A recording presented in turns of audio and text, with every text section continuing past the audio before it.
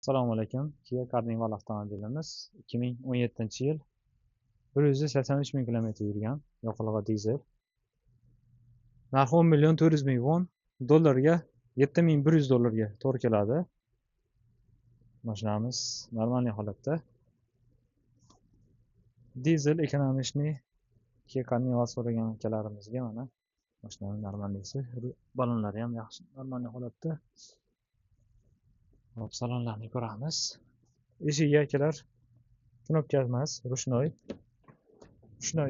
ochiladi hamda tortib qo'ysa o'zi ketaverar ekan. Yopayotganda knopkali.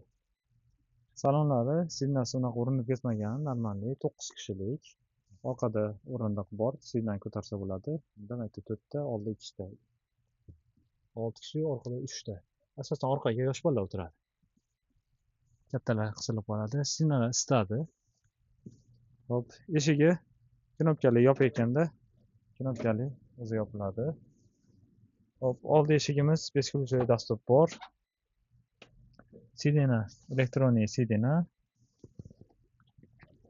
Torligiga eplab ko'rsataman akalar. Sidenalar sovutadi, isitadi.